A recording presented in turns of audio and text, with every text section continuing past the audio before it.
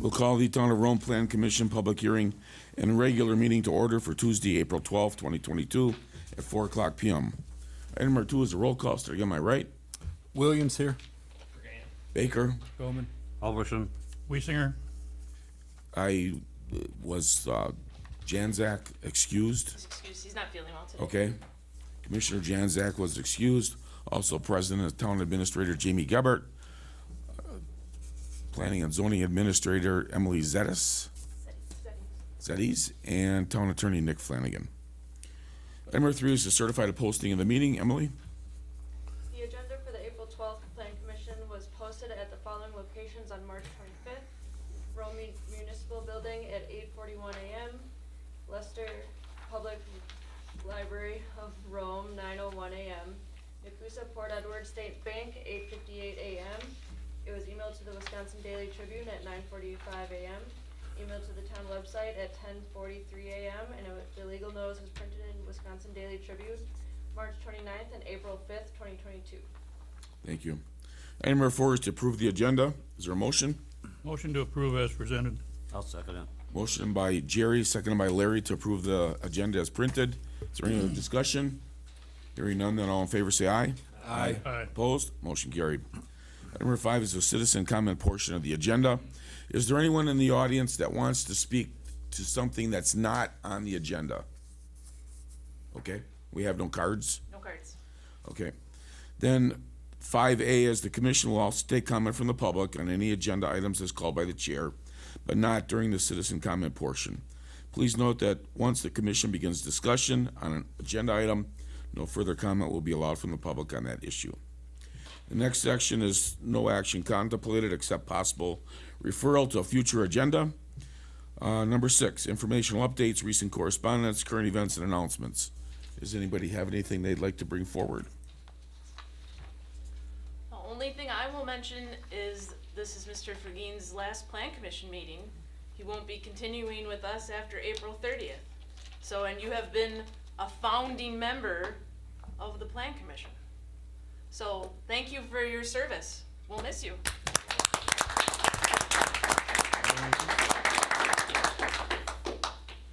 How many years, Ron?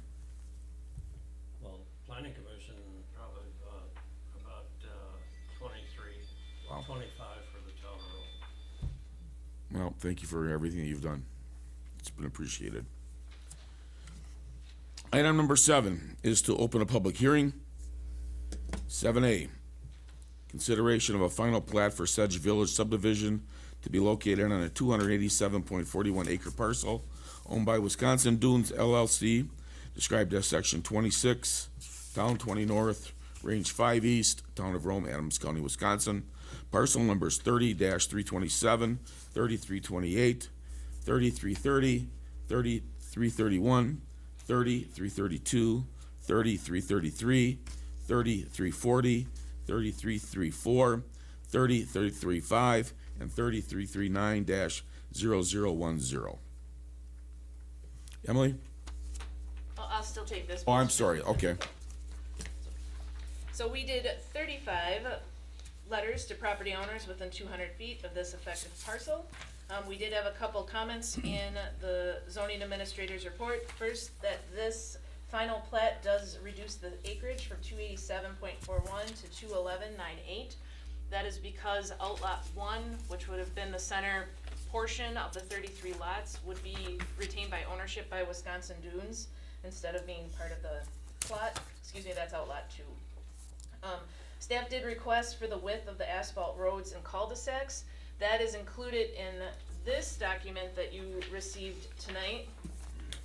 This does show that the asphalt paved area of those private roads would be 22 feet in width, and the cul-de-sacs will be 100 feet in width at their largest distance. Again, that's for access of fire vehicles.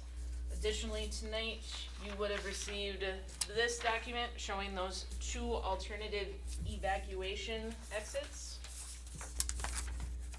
That was a requirement for final plot to be approved both by Plan Commission and by Town Board. That was part of your motions, that these had to be provided.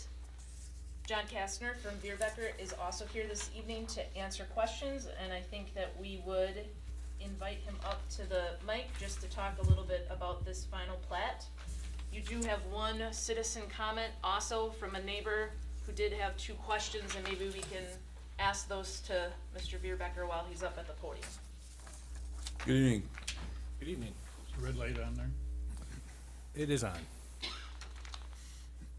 Do you want to start out and fill us in as to what's going on as far as your final plat submittal, or? Yeah, I can do that.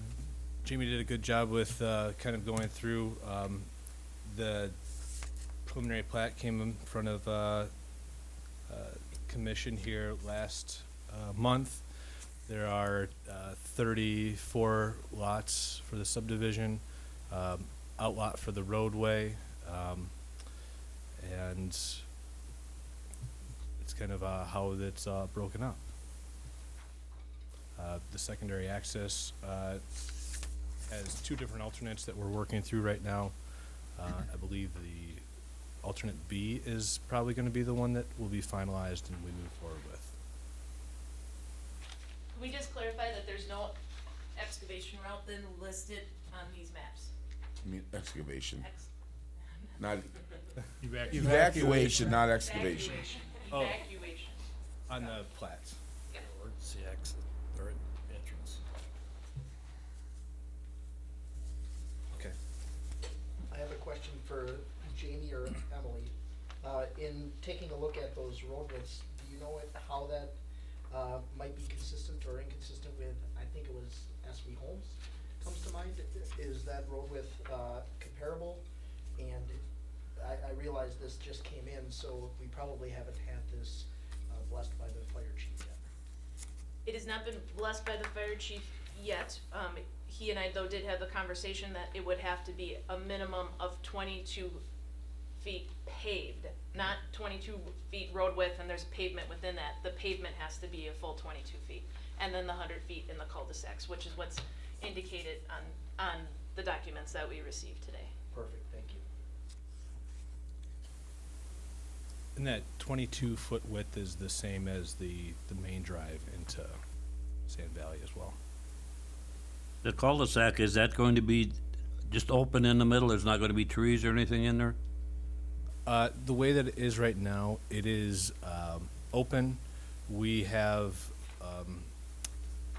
the right-of-way space in there allows it to lend itself to be designed to be landscaped in the center. And I believe that's the way that we would be going as we work through the final design, is to have landscaping in the center. While still allowing for emergency vehicle radiuses to be met. I'm looking at the area of lot 31, 32, and 33, which is the area of the residential sites down by the tennis courts.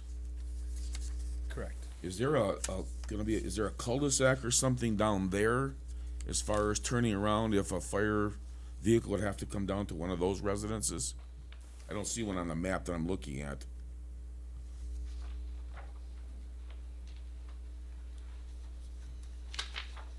Are you looking for this one? Oh, this one's fine. Where it just goes out to a trail?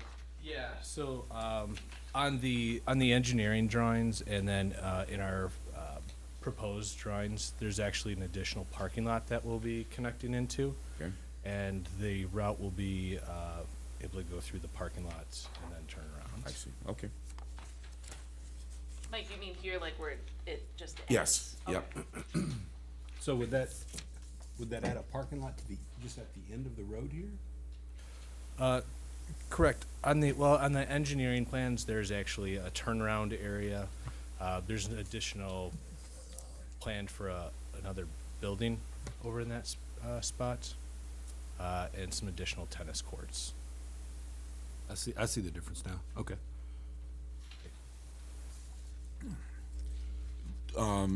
Jamie, are you gonna address the questions from that homeowner that are on the email?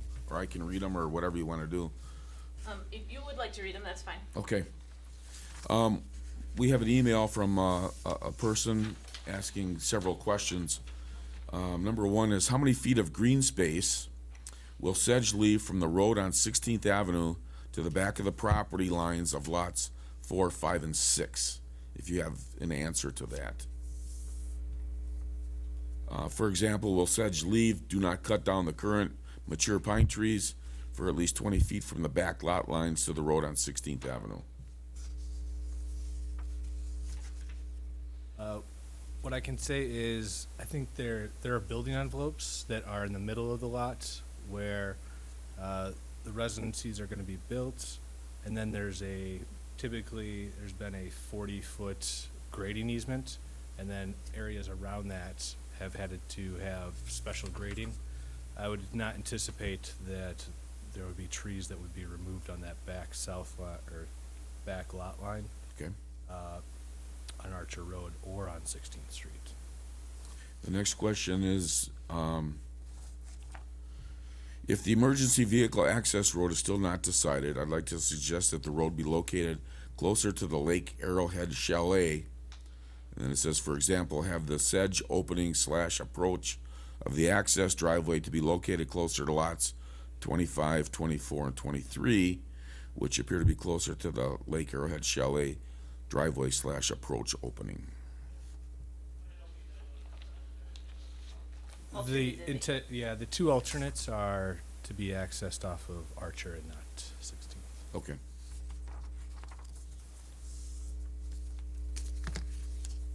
How do we know that those get put on the final plat if the final plat that you presented tonight does not include them? They'd be part of the engineering plans. With the location of alternate B, that's actually off of the plat. So that access, would not necessarily need an easement or, to be subdivided or included into an outlot. It's a private roadway, so it would be on private property. My only thought with, alternate A and B is we received them today, so the fire chief has not had an opportunity to see those. I don't know that he would have strong feelings that they both go to Archer and they don't go to 16th, or, if one should be, if they should be in different locations, it would just be nice to have his input on those locations. Sure. I guess I would say I worked with Mark pretty regularly on some of the other larger lots across the way in Lido, in addition to some properties on the Sand Valley. So I can continue to work with him on that. And I can share this with him, it's just, I would just like him to see it. Okay. What kind of housing is gonna be in lots 29 through 33?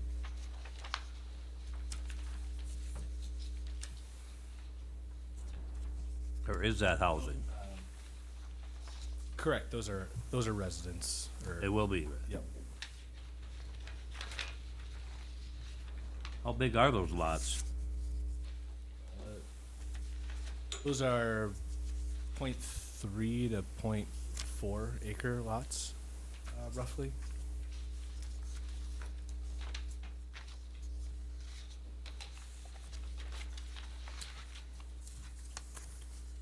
I know we asked last time, I don't know if it's changed at all, do you know if, will all of these be open for rental? Are there any of them that would not be open for rental, part of the resort properties?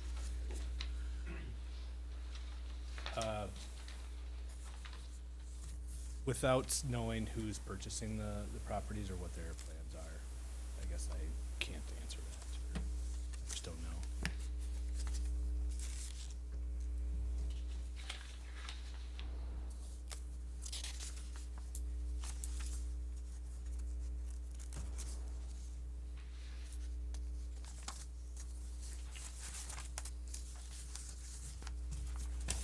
Any other questions by the commissioners?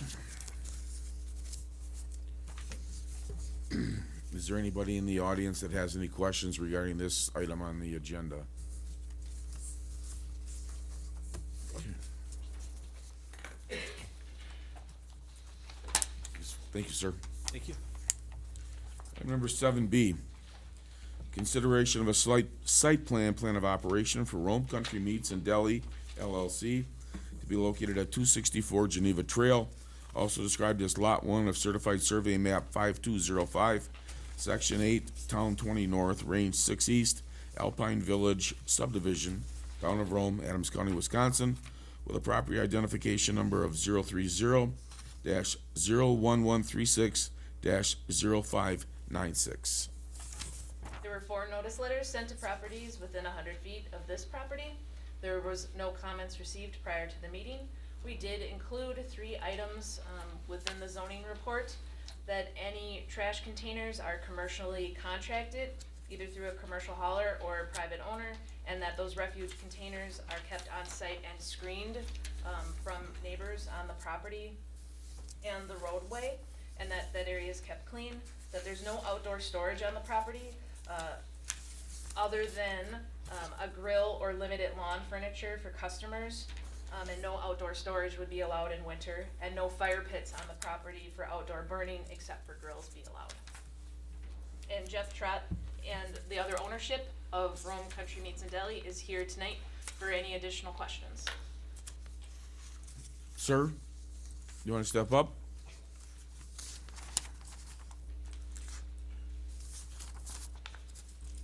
Good evening. Hi.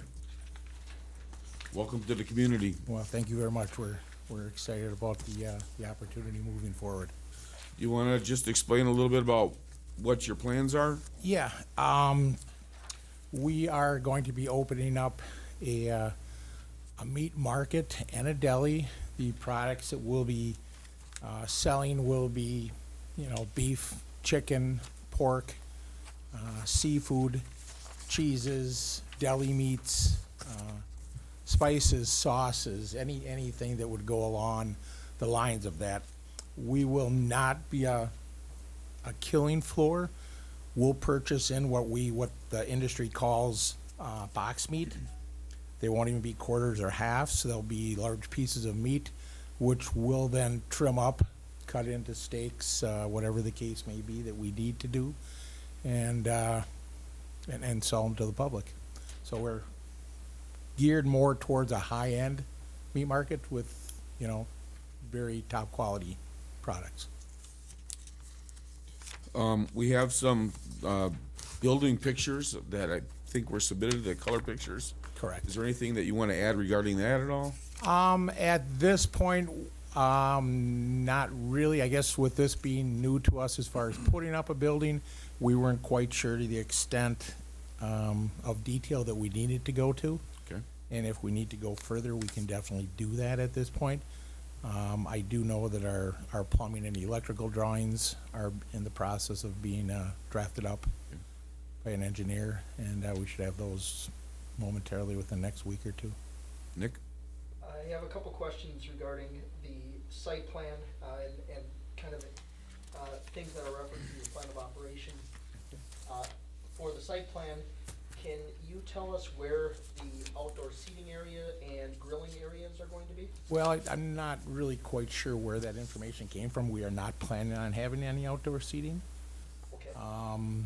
That I'm aware of. We are not gonna be having seating indoors or outdoors. We will not be serving food on the premise.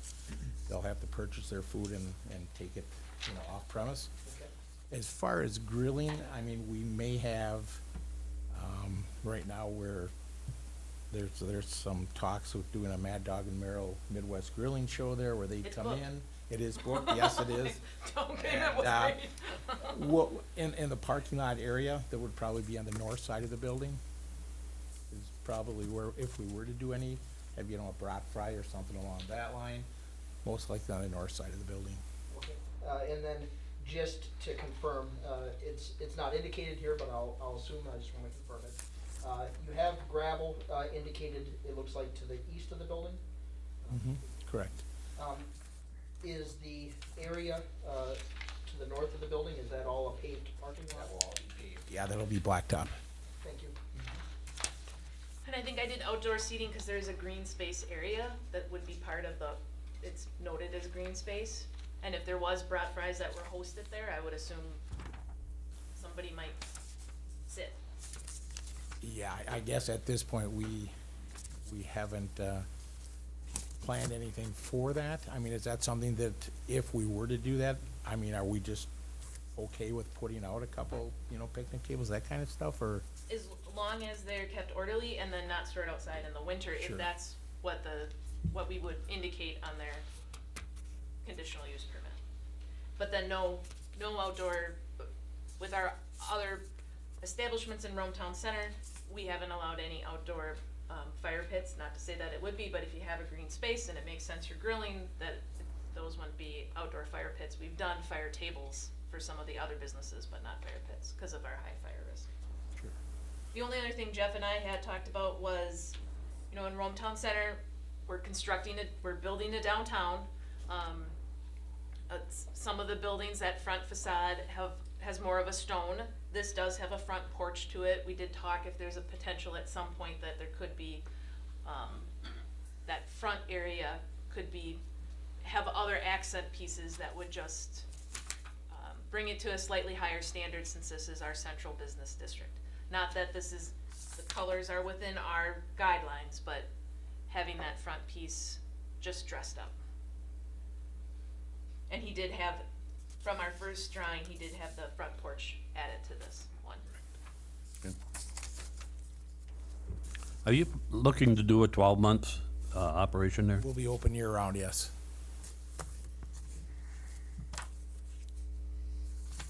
Actually, right now, it looks like 6 days a week. We'll probably be closed Mondays, the way it looks.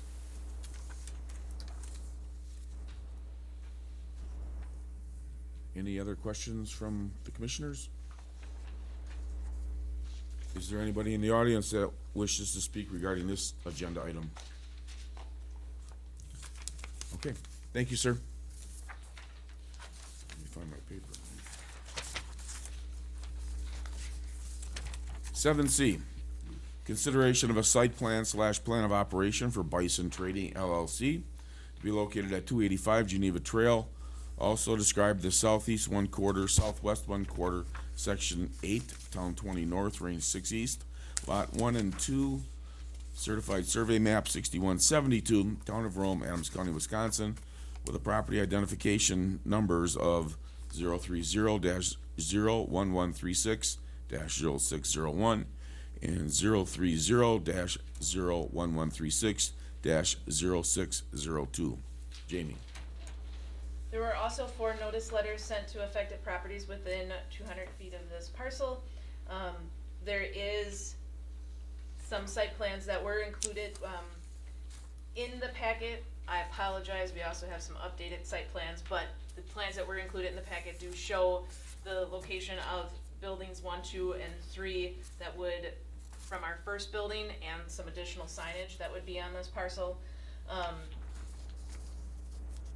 With approving this tonight, there is also that addition of a sign that would be put on the corner of this parcel that would be part of this site plan of operation. And owners, Dave and Sherry, are here this evening if you have additional questions. Folks, you want to step up, please? Is this your favorite part, Dave? Is that what I was hearing? Good evening. Just give us a little explanation as to what your new building's going to entail and what the purpose of the building might be. So it'll be done in 2 phases. The first phase is gonna be more of a service building, an office, break room, and so we can host events and stuff. It'd be like a garage space. And the larger building to the south of the existing one is gonna be in the second phase, and that'll be an expansion of retail space. And then the third building is just a connecting building for the service building. So building number 1, which That's elevation just, yeah, would be the first. right. Okay. Building number 2 would be the second. Second phase. They'd be adding to the parking lot in front of both establishments. sign would go on the corner of Geneva and Timberline. Correct. And there was, did I read something about the signs have to be a certain distance apart? They have to be 100 feet apart, and then the actual size of the sign is determined by the linear footage that you have, but you get more linear footage on a corner lot in Rome Town Center. Okay. And you're aware of all that, sir? Yeah. Okay. And I think you did indicate on the plan how far apart those signs are, and they are more than 100 feet. Yeah. Yeah, it's documented on there. Any, commissioner questions regarding this application site plan? At what phase of construction will the parking lot be completed The parking lot, that'll be done first. first? Yeah. Mr. Chairman, I have one question. Yes, sir. Related to this, plan of operation, you had referenced, events. Can you just give a brief overview, of what those events would look like? Yeah, we're just gonna offer like a craft night or, for our customers to come in and, I don't know what other Sherry does. Very important stuff. Jamie could probably explain it better than I, so. But no, she just hosts special events and maybe, it'll be different for kids or for flower arrangements or such. We just need a place to house it in case the weather's poor. Any other questions, gentlemen? Anyone in the audience have any questions of this gentleman regarding his plan? Okay, thank you, sir. You bet, thank you. You bet. 7D, consideration of the issuance of a conditional use permit for the following purpose: electronic variable message display located at 251 State Road 13, owned by Quick Trip Incorporated, also described as, okay, Ron, you can help me, what's PT? Part northeast 1/4, southwest 1/4, section 8, town 20 north, range 6 east, lot 1, certified survey map 3470, town of Rome, Adams County, Wisconsin, with a property identification and number of 30-652. Jamie? There were 6 notice letters sent to properties within 200 feet of this property. We did note in the plan that this sign is 28 foot high, and town code is 20. So if, as part of the approval of the electronic variable message display sign, they would also be looking for that additional height to that building. This is part of a larger signage plan. In the packet, you did get a sheet that showed where the signage would be on that parcel. Just an item to note that the sign that's located on the hill that still currently has BP colors, that's a non-conforming sign. It's been there, it would continue to exist, but would not be an electronic variable message sign. This would be that only sign that would have the electronics on the site. And those signs are also more than 100 feet apart. I We do assume, have Matthew on the phone from Quick Trip with us if there are questions. I assume the one on the hill is gonna be, the colors are gonna be changed? The colors will be changed, yes. It'll still have electronic pricing and that on it, is that the plan? It'll have a price counter, yes, yeah. But will not be scrolling messages. I understand. So, forgive me, but where is this sign going? Roughly where the Pritzl sign was? Yes, but a little bit further back because the way that they shaped that parking lot, they have that larger retainage pond, and so it'll be a little bit further off the road than that Pritzl sign was. Yeah. I did ask before the Pritzl sign came down, because I just did not know how tall that sign was to give you a comparison, but it wasn't measured before it got taken down, so I'm not sure how tall that previous sign was. If I could ask the gentleman that's on the phone, is this the standard height for all your Quick Trip signs? Well, first off, Matthew Lepke from Quick Trip over in La Crosse. Appreciate you folks letting me join via phone. To answer the question, it basically depends on the store. Sometimes if you have a store on an interstate, you have a much taller sign. You have a store in a residential neighborhood, it's just a small monument sign. So it really depends on the circumstances of the individual site. In this case, being on Highway 13 there, we were looking for a little taller sign for visibility up and down the road. And then a big part of making it a little higher than normal for the town code was we added that tenant panel sign because we're going to have a tenant there in the building as well. And that's the bottom of our sign. So we want to make sure and have a decent amount of clearance. The old Fritzl's sign had a good amount of clearance. You'll probably remember beneath the bottom of it to the ground. So we want to try to have something similar to that for folks who are leaving the site, starting to look down the road.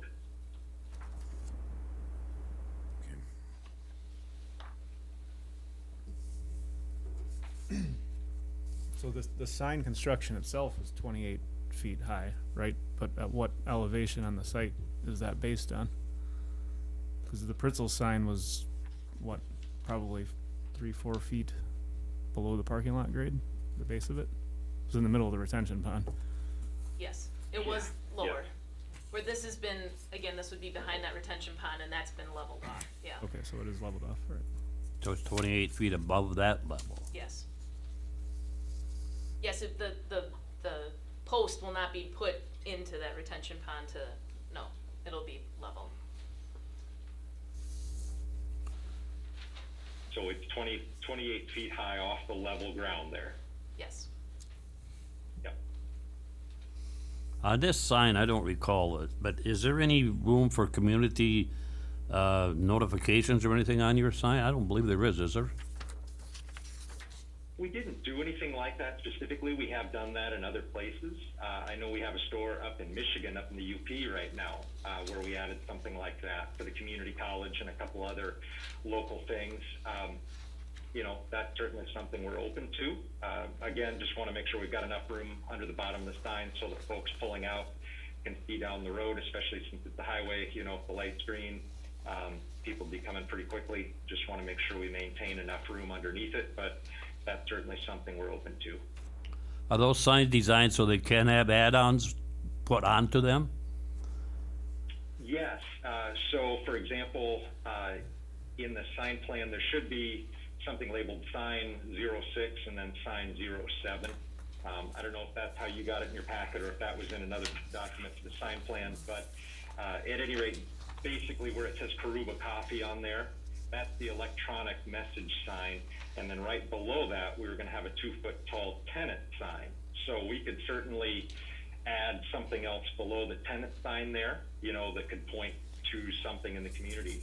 That'd be how we've done it in the past in other places. Thank you.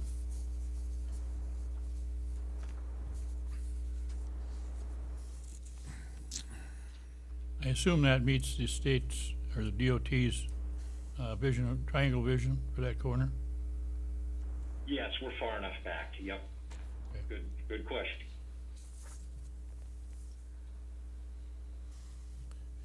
Any other commissioner questions that you can think of? Anybody in the audience have any questions of this gentleman regarding this plan? Okay, sir, Yes. hang on, we have a couple of people that have some questions regarding your posting of your sign. You wanna come back up to the microphone so the gentleman on the phone can hear what you have to say? My only question is how many lumens, or do we know how bright this sign is gonna be, and will it be on 24/7? It would be on 24/7 as I understand it. I don't know in lumens, I know in nits, I guess.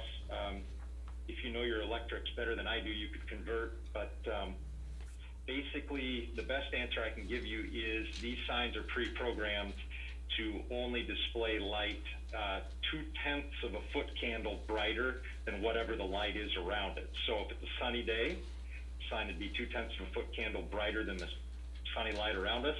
But if it's a day like we're having here in La Crosse where it's rainy, it's only 0.2 of a foot candle brighter than the dark. So that way you don't get the issue you have with some signs that don't have that automatically in them, where, you know, they're just blasting like it's midday every day, whether it's light or dark. So that's the nice thing about the signs we use from our sign companies, is they're automatically programmed to only have light just a little bit more than ambient, so that you can see the message, but the message doesn't blow you away, and obviously that's really important being along the highway there. The maximum brightness for this sign is 8,000 nits. However, Correct, yes. in our, so just a reminder that in our code, we do have regulations for, electronic variable message display signs, that do set, both brightness, regulations as well as spillover regulations. Our brightness is based on. And that should, my understanding is that 0.2 of a foot candle, is the maximum in your code here as I look at it. So that's the good news about that, as well. Like I say, if it's 0.2 above ambient, then it should comply as well with that. And the other thing we have in this case is this sign is more north-south, and the closest property line is to the east. So obviously, you'd measure it from the east property line as you would anywhere else, but at the same time, where it's mainly pointed north and south, we've got a decent amount of distance as well. When you talk about the light changes with the ambient light outside, is that true also for the price ticker on this sign and on sign number 7, which would be the non-conforming sign that's on the hill? Do those lights Yeah, also adjust? Yeah, I believe they all would, yes. Yep, and I don't know, I'm trying to think, I don't know if the pricers, I think they are automatic. I'm sorry, I'm just trying to think of the one down the street here at our headquarters, and I think they all do dim with ambient light. Now that I think about when I drive in every day what it looks like, yeah, I think they do all dim automatically. Did that answer your question, sir? Yeah, I guess so. Okay, thank you. Mr. Gabriel?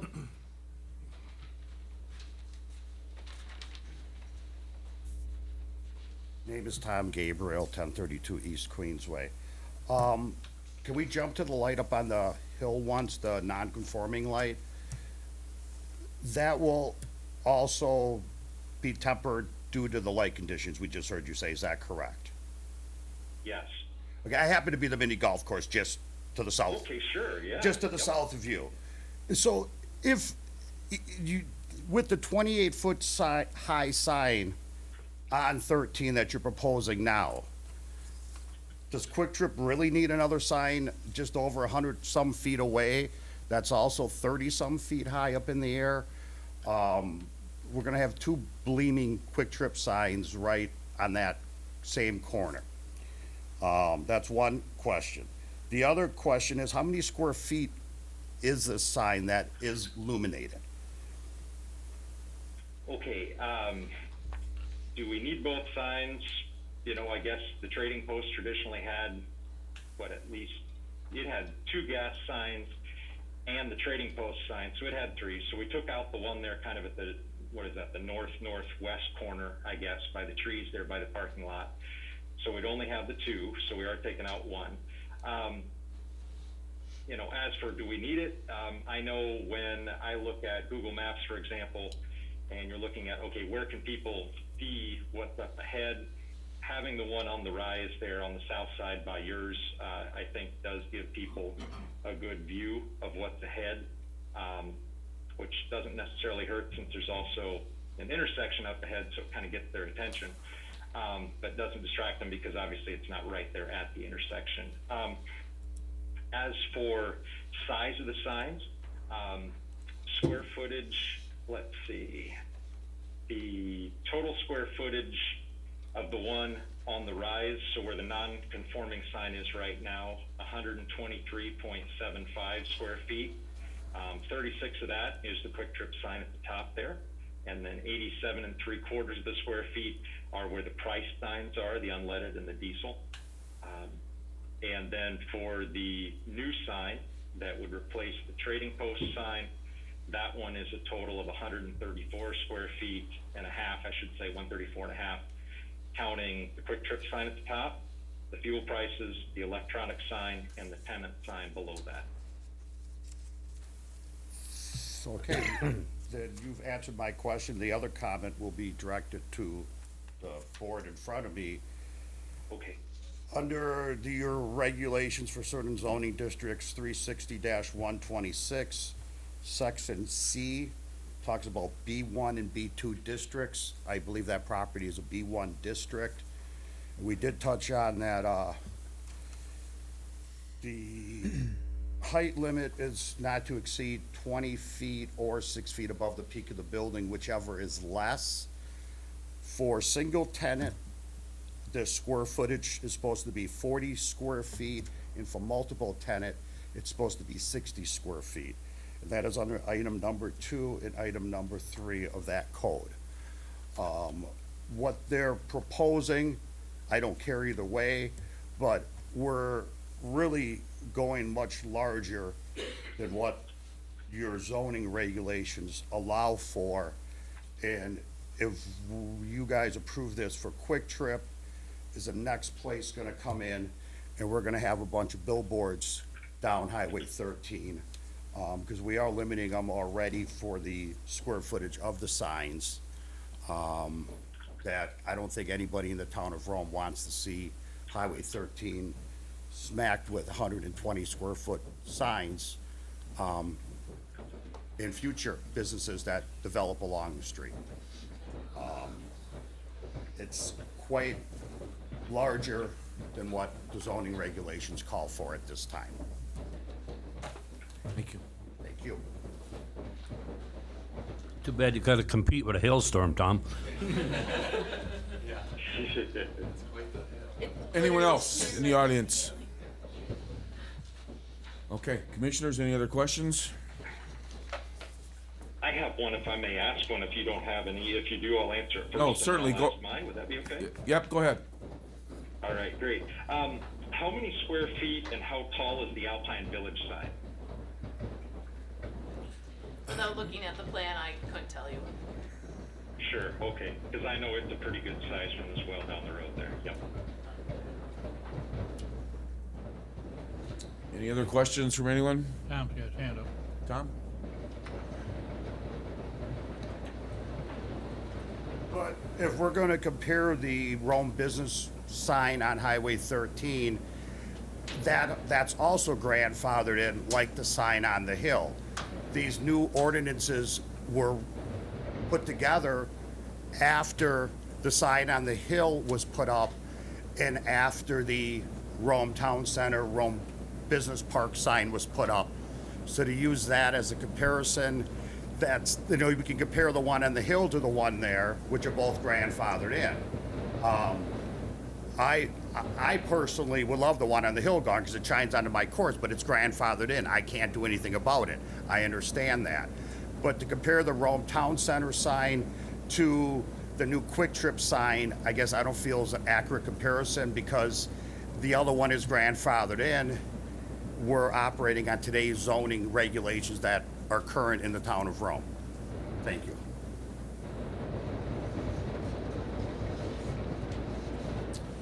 Any other questions or comments? There is, on this plan that was part of your packet, where you can see the numbers. Those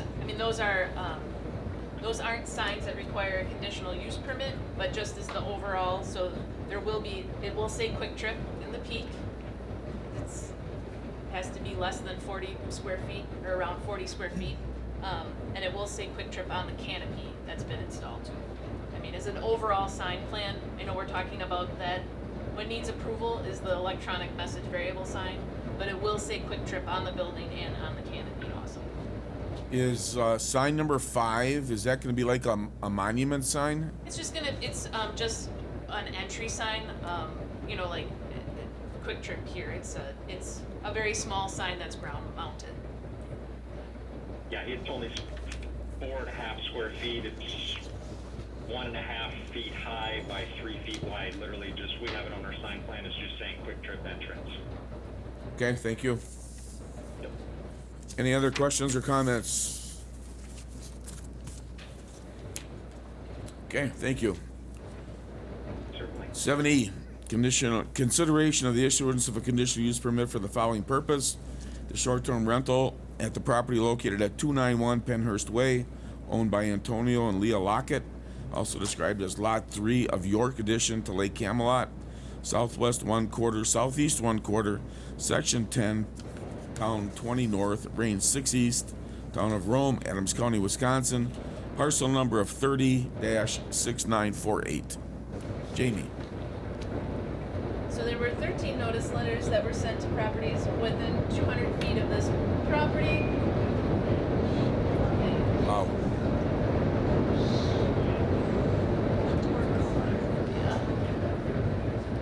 How long is this gonna last?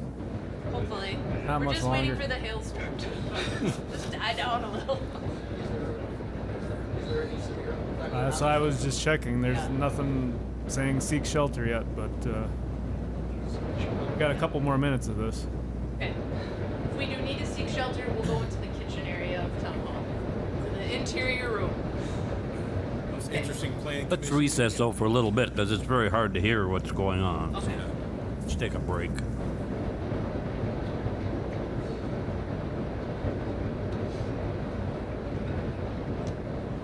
Tom did go out to his car in this, did he? But, yeah. Just so he's safe when he needs to get there.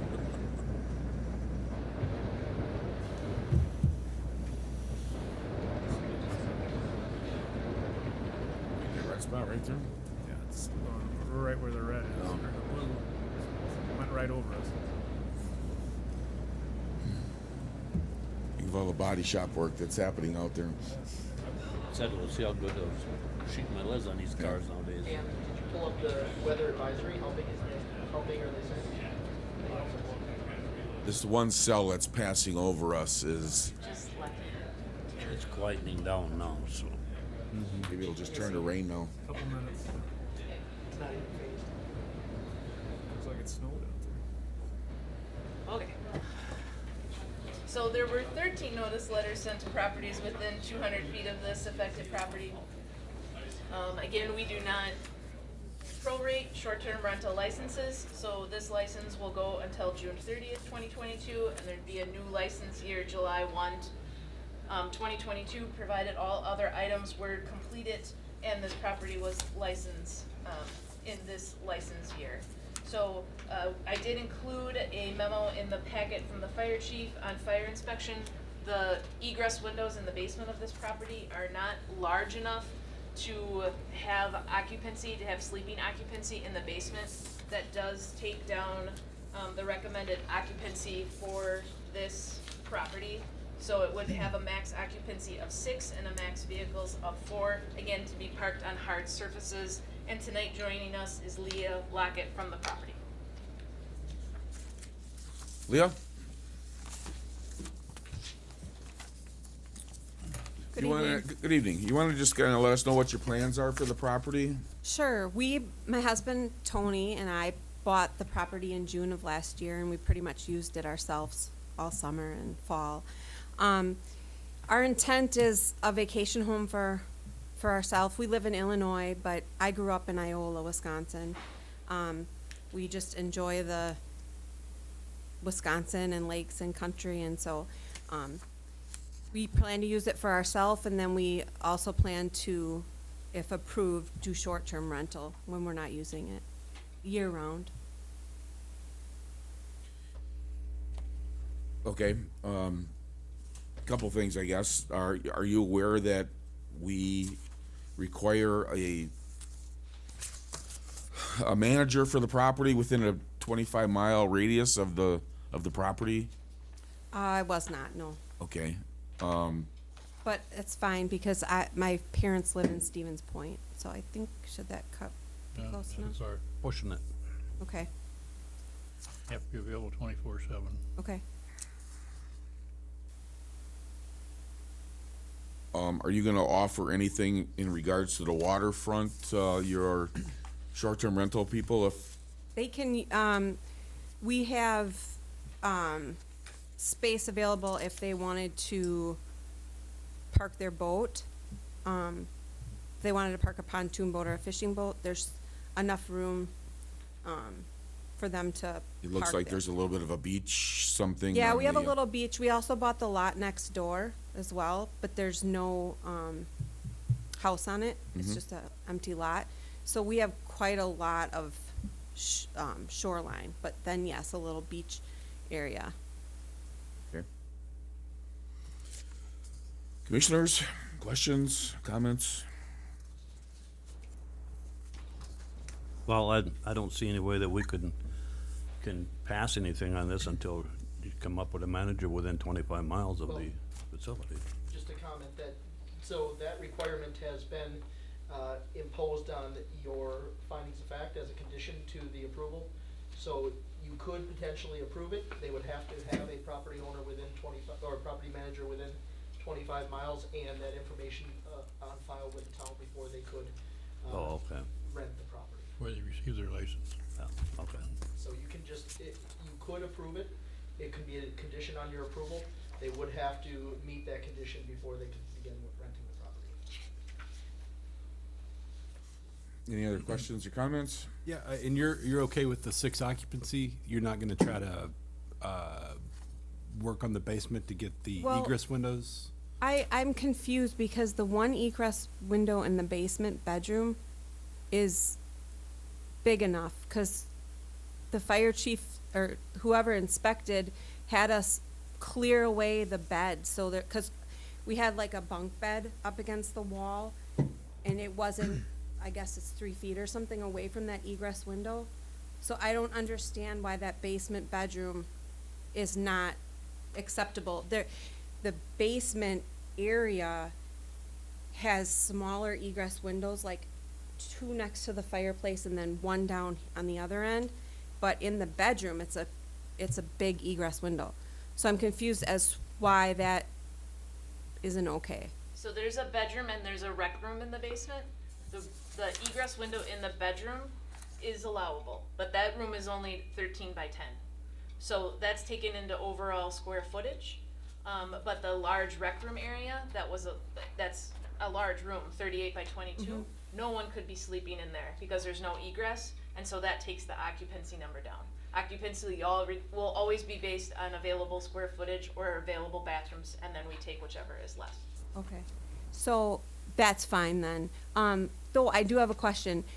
In the basement, there is, and I don't know if this changes things, but there's an exit door that goes through the garage, and like, there's an exit door that goes into the garage, and then you can go out the garage through the door there and the garage door, and then there's an exit down the basement stairs into the main part of the house.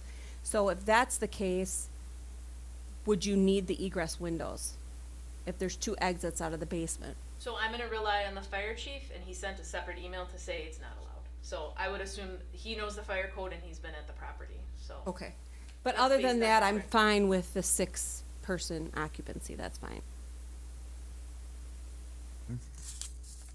Anyone else? Anybody in the audience? Okay, thank you, ma'am. Thanks. 7F, consideration of the issuance of a conditional use permit for the following purpose.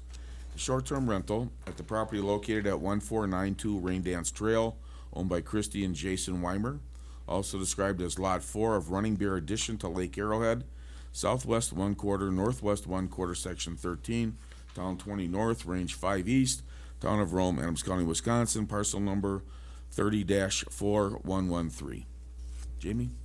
12 notice letters were sent to properties within 200 feet. There was not comment received on this property either. Again, all the same things apply. We don't prorate the license if they would be licensed prior to. Any vehicles would have to be parked on hard surfaces. License wouldn't be issued until all other requirements are met. This would have a max occupancy also of 6 and max vehicles of 4. And property owners, Christy and Jason, are here representing the property this evening. Hi, you wanna step up?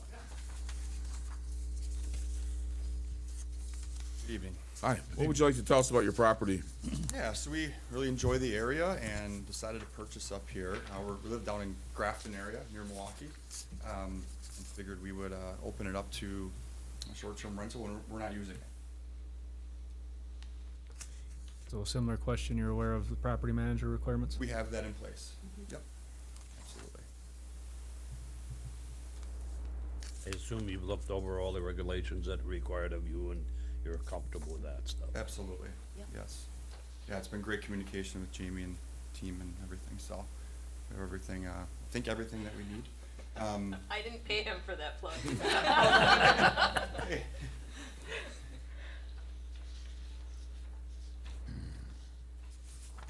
Any other comments or questions by commissioners? Anyone in the audience? Okay. I do have a question. Yes, sir. So the occupancy, it's a big place, big driveway, 8 beds, plenty of room. I mean, 6 is really, but this seems very low for the size of the place. So the whole square footage of the property isn't what we use. We use what we consider to be living square footage. So that's gonna be your bedrooms and your living room, like your kitchen, your closets, utility rooms, bars don't count as far as living space. So, this was calculated, then we take 150 for your first person and 100 for every person after that. So we had a 714 living square footage minus your 150 is 564, we get to your 6 occupancy. Bathrooms, I think there's 2.5 in this? Correct. Yeah, so, with 2.5, you, if the square footage was more, it could be up to 8, but at this point, we would be looking at 6.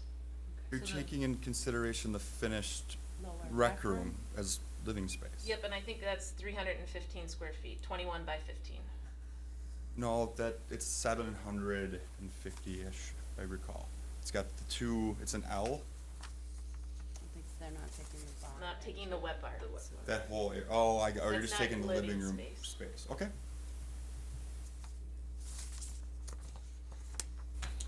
Anything else? Okay. That's it. Thank you. 7G, consideration of the issuance of a conditional use permit for the following purpose: the short-term rental at the property located at 926 Alston Court, owned by Amy Mary Ann Davidson, also described as Lot 46 of the Chatham addition to Lake Camelot, northwest 1/4, southeast 1/4, section 15, town 20 north, range 6 east, town of Rome, Adams County, Wisconsin, with a parcel number of 030-5078. Jamie. There were 11 notice letters sent to properties within 200 feet of this property. There was one comment received back that you guys received that email tonight from a neighbor. Again, all the things that previously mentioned about short-term rentals would apply here. And here, again, we would be looking at a max occupancy of 6 and vehicles of 3 to be parked on hard surfaces. And is Vicasa here? No, Eight- I'm here. Okay. Yeah, my wife. Okay, very good. You can step on up to the mic. Hi. Hi. Hi. So, like a lot of my friends, my new friends, we've actually owned this house for 18 years now and love it here, but my kids are getting grown and they don't want to come up here too much anymore, and really looking at this summer as a year we're not going to be here at all. So just going to test out the short-term rental game and see if it works, and if not, then maybe move up here full-time. Who knows? Okay. We did, oh, go ahead, I'm sorry. I was gonna say I wasn't aware of the proximity, but I don't think it's an issue with the management company that I'm using. You're represented by Vicasa, and Yeah, they have a property manager on file.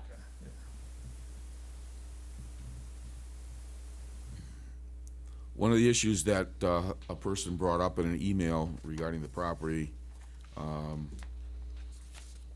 they're looking for, the request no large gatherings, which obviously if you're only allowing 6 people, that's probably not gonna be Right, happening. yeah. And respectfulness for properties adjacent and in the cul-de-sac. The other issue, we are hoping that the lake would take into consideration is for any guests of short-term rental properties, make sure any guests need to have a registered certified boat or waiver on a lake and be aware of all the lake rules and regulations. Are there plans for you to have people bring boats or anything Well- up to the rental property?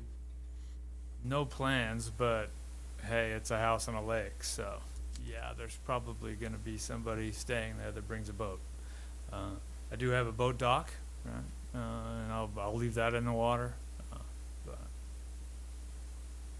I think it goes without saying that for any short-term rental, if it would be your renter that would be cited on the lake, that reflects on your short-term rental as one of your 3 citations. Oh, absolutely. And your Yeah. license could be removed. Yeah. Understood. Just a point of information, I know some of the other short-term rental people have actually posted some of the rules that are required of the renters as far as boats and Yeah, that's a parking great and- idea, actually. Yeah. They are a little unique here, right? So. Maybe Vicasa's handling this for you, but part of code is that we ask that you display that as on your license, and we encourage you to have a brochure that would share that in the property. Okay, great. I'm not sure if they do, but I certainly can. Any I other know com- my I'm sorry. friends have all gotten in trouble by coming to use my place and not being aware of these, so. Well, don't tell us that. Well, anybody that's been on the lakes, they know the personal watercraft Wasn't as bad as the regulations, hail, right? Are but close second. a little tight. Any other questions or comments from the commissioners? Anybody in the audience? Okay, hearing Thanks. nothing. Thank you, sir. 7H, consideration of the issuance of conditional use permit for the following purpose. The short-term rental at the property located at 487 Duffers Trail, owned by Kevin and Lauren Dick, also described as Lot 35 of Arrowhead Green addition to Lake Arrowhead. Section, or southeast, 1/4, southwest 1/4, section 20, range 20 north, range 6 east, town of Rome, Adams County, Wisconsin, parcel number of 030-2725. Jamie. So 9 notice letters were sent to properties within 200 feet of this affected property. You did receive 1 comment back from neighbors, which was distributed out this evening. Again, all things apply that were previously shared about short-term rentals. Staff would recommend the occupancy that was listed in your packet was 12 and vehicles 5, but the fire chief did also say after inspection of this property that the egress windows in the basement are also not large enough, so we would be taking down that occupancy on this property too. 1 second. I have that information in the file. So the max occupancy on this property would be 9 because those egress windows are not large enough in the basement to be used as bedrooms. Okay. And I'm assuming Kevin?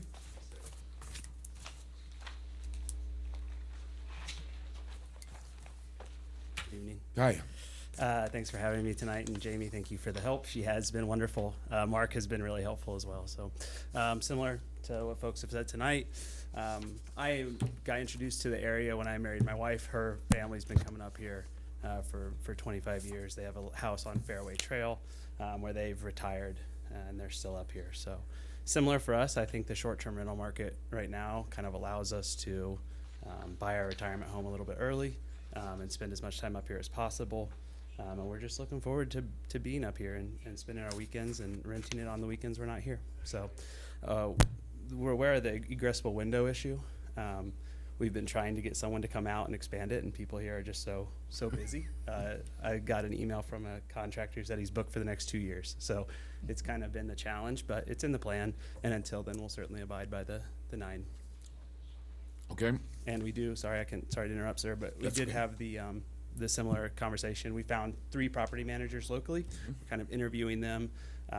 We'll probably provide all 3 names and see truthfully which one kind of works out the best. But all 3 are certainly within 25 miles. Okay. We do have one email here from one of the neighbors, I believe. It says, my wife Sheila and I will not be able to attend the public hearing tomorrow regarding the subject. We do request that the following comments be read and included as part of the meeting public record. We want to welcome Kevin and Lauren to the neighborhood and know they will appreciate the Lake Arrowhead community as much as we do.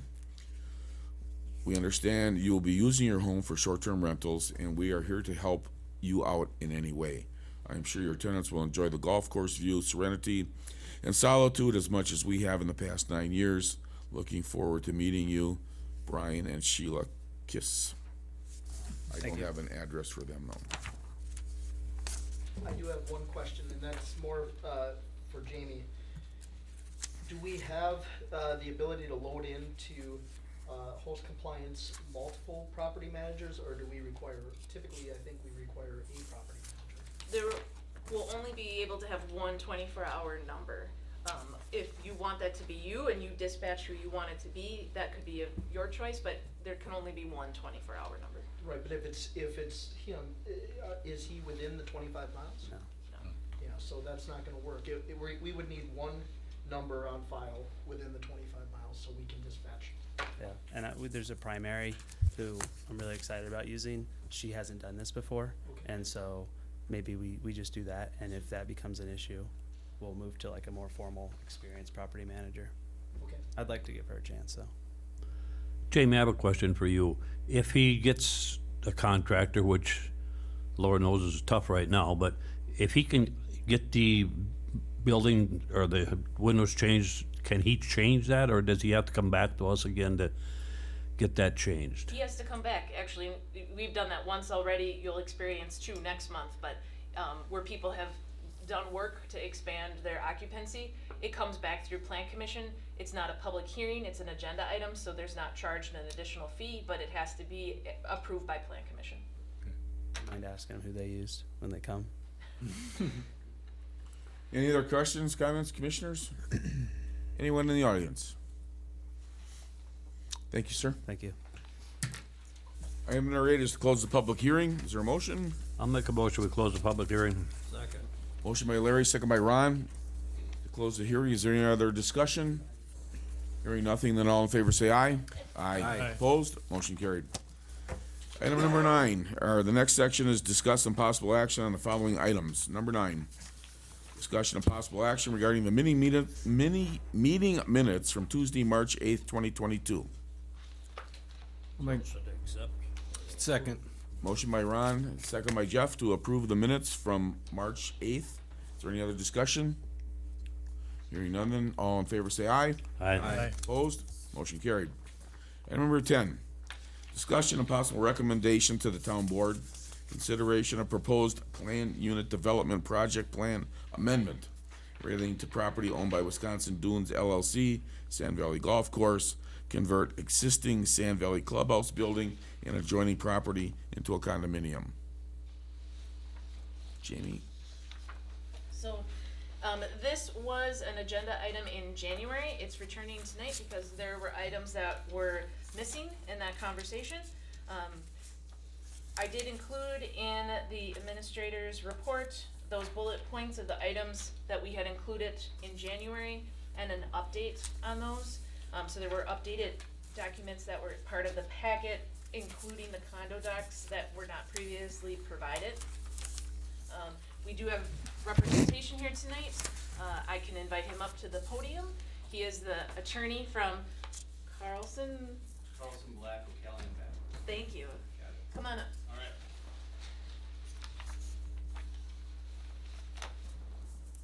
Why don't you just do a little overview of what the project is and what it includes as a recap. Great, thank you. Good evening, everyone. Thanks for letting me come tonight. My name is Matt Carlson. I'm an attorney at Carlson, Black, O'Callaghan, Battenberg, in Madison. We represent Wisconsin Dunes and Sand Valley on various real estate matters for them. I worked on this matter particularly, which is kind of a unique project. We're basically using the commercial form of condominium to create two different parcels of real property within that clubhouse complex. Those parcels will continue to be used in the same manner that they're basically being used now in support of the resort activities and the lodging activities. They will not be used as long-term residences or personal residences of anyone. They'll continue to be used in the same type of lodging capacity.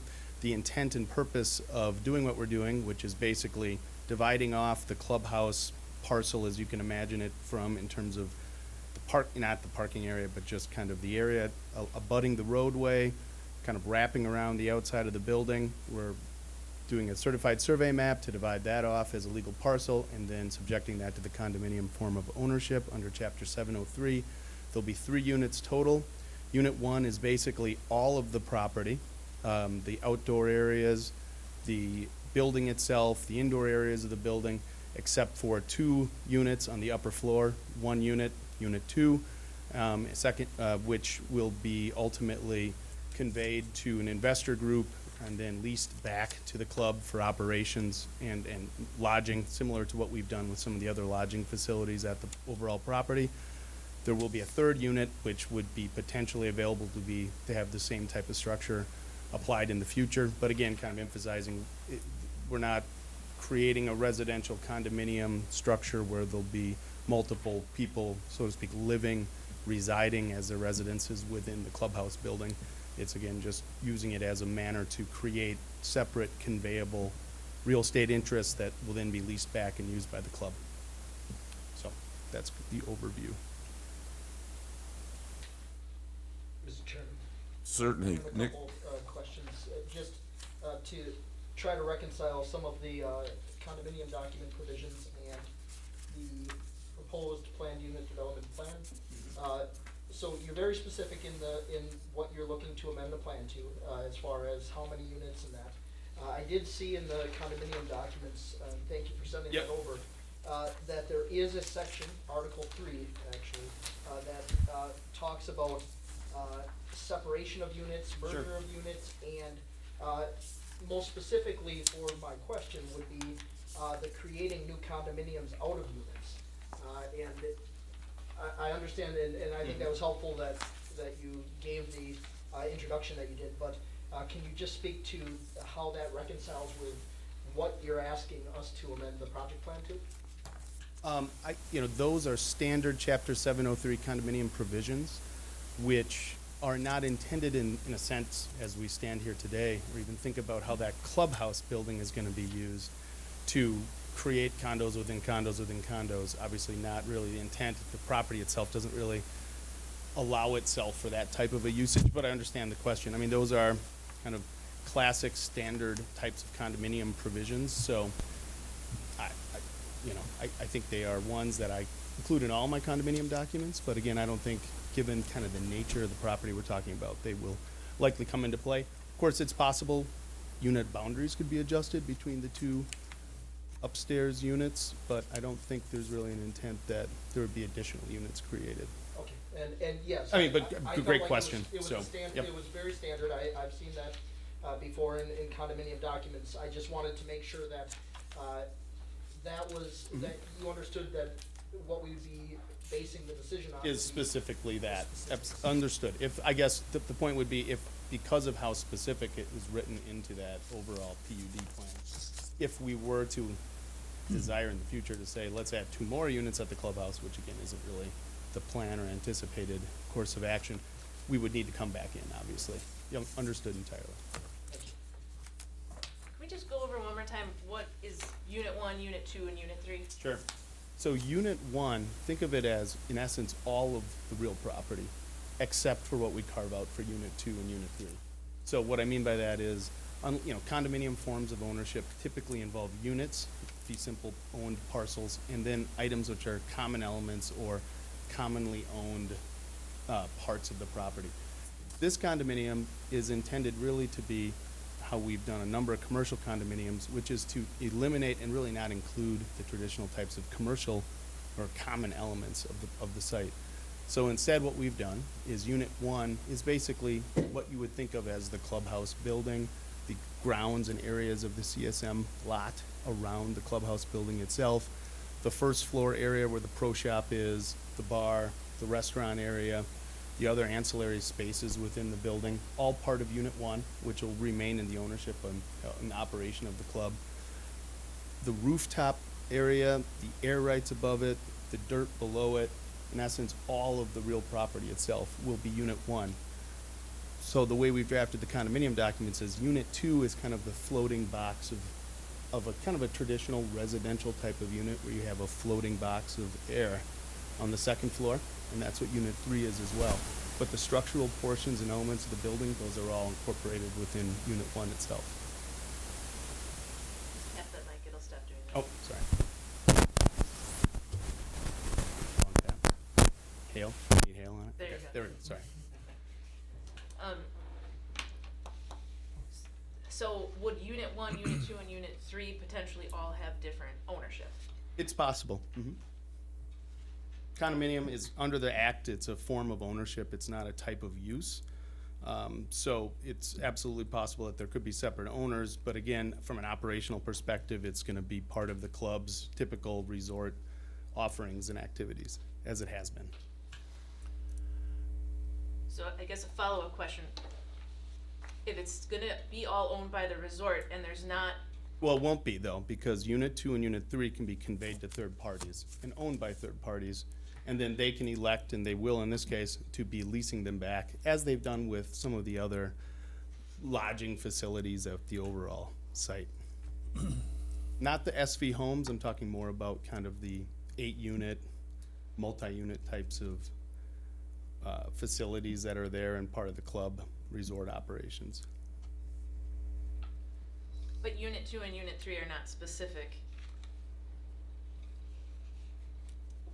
square footage of specific areas than if unit 1 is the entire clubhouse. I'm probably being more general in the sense that if you look at the condo plat, Unit 2 is very specifically designated and depicted along with square footage areas on that second floor. So if unit 2 is the second floor, unit 3 is, It's not all, again, kind of looking at the so the condo documents, you have the declaration, which is kind of the lawyer document providing the written description of what constitutes the condominium, and then you have the plat itself. And sheet, of course, this is the one doc I didn't bring up here. Do you have the plat handy over there, Mick? If you look at some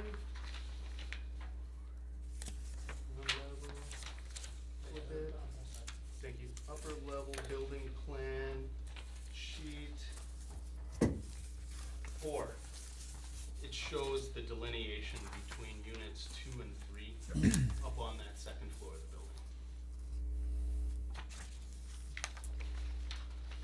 So when you were saying a box of air, right? Is there a way you could describe what you were saying then a little bit more simpler? So condominiums, again, units are specifically described in declaration and then shown in the plat. So for unit 2, it's the unimproved, it's the area, the cubicle area of the second floor part of the building from the unfinished wall surfaces inward, unfinished roof downward, unfinished floor up, so that what a unit owner owns of unit 2 are the finished improvements of the walls, ceiling down, floor up, as well as then physical improvements within that box of air.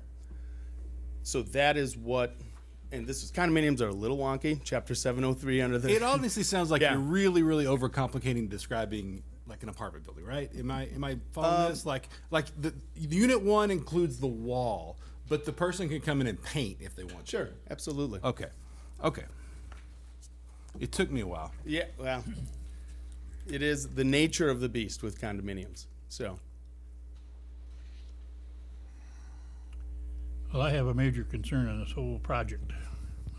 Appears that all we're trying to do is condo this out, raise some cash for the Kaisers, and turn it over to new owners, and then they're gonna be back here asking us to remove these from the lien.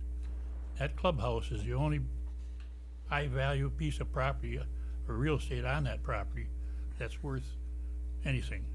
So the last thing we wanna do is give up the lien on that building. And you know what's gonna happen. They're gonna be, they have, on everything else they've sold, they come back, and we understand those, there's private, homes and private residence, but, I'm definitely opposed to even considering this thing. 'Cause that takes away security for this town in case something ever happens, and hopefully it won't, but we never know. The property, the land is worth less now than it was when it had timber on it, unless you have it as a golf course, and if golf courses are no longer valuable, it's worthless. I mean, virtually. So we should just explain a little bit further what Supervisor Wiesner is discussing. So as part, this is all part of our TIF, our tax incremental district, and as part of that district, as things are developed and sold to private ownership, we release the first right of mortgage. That first right of mortgage is our protection because we made the loan in advance of the TIF. Usually TIFs work when increment is built, then businesses are provided funding through that TIF. We made that loan in advance, and a part of that security is that we hold the first right of mortgage on parcels. SB Homes, per se, is an example where people have bought those parcels and those homes. That's their home. We don't hold the first right of mortgage, that's theirs. So that's just a further explanation of, if these were individually owned, there'd be no, it would, I mean, I don't, the owner, unless they had all cash in advance and upfront, which, I mean, could be a potential, likely would be taking a mortgage, and the bank wouldn't want the town to have the first right of mortgage on their loan. Exactly right. If I could address that, because this is a condominium, you could keep the mortgage on unit one, which again is the majority and most of the building itself and the value, and release as to unit two, for example, if that was a unit to be sold to a third party. So it's not a all or nothing type of proposition. We haven't had that discussion obviously yet, in terms of options that the town could consider related to that type of a land use matter. So, but it's a fair point and a good point to bring up and discuss.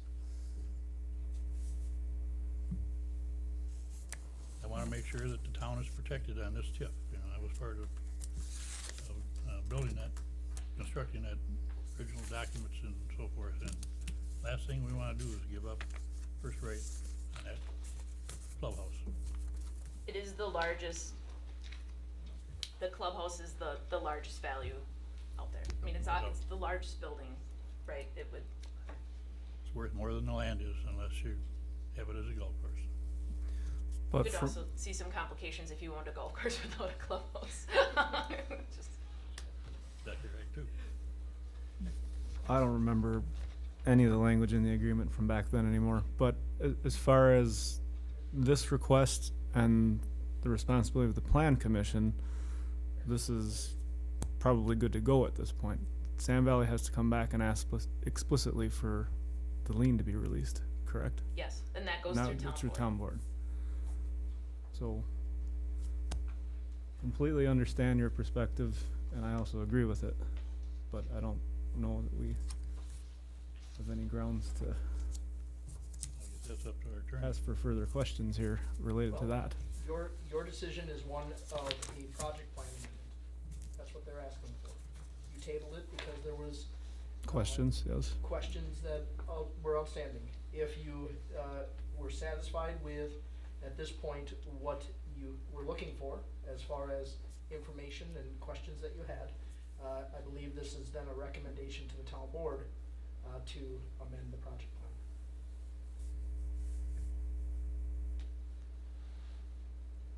One way or the other, but it's a recommendation to the town board. Any other questions or comments by the commission? Okay, thank you, sir. Thank you.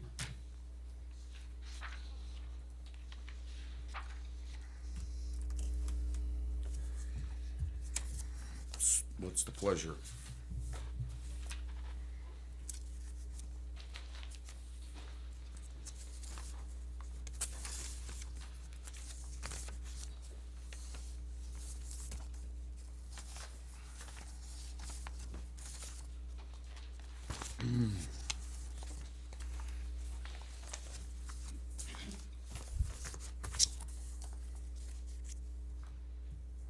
Dan, did, in the past, you're saying that this is not the last time, like if they were gonna ask for the lien, this wouldn't be the last time? Is that what you're saying? Right, because I can correct that. this is not asking us to. This and that, yeah, but No, you're no. saying- I'm just talking. I'm he's just saying trying in to. general. I'm trying to process what Jerry said because I wasn't sitting here when anybody had come to do that in the past. So I'm processing all this new. And those requests go to the town board, Okay. not through the planning commission. This request would just amend their PUD plan, their plan unit development plan, to allow for it to be broke into 3 condo units. which will then allow them to sell off that property. Right. And then, per the agreement, make the request to the town to release the first right on the mortgage that exists on that property for the loans that the town made to Sand Valley for the original development. Which then speaks to Jerry's point about that's our security for the loans that are still outstanding, so. Okay.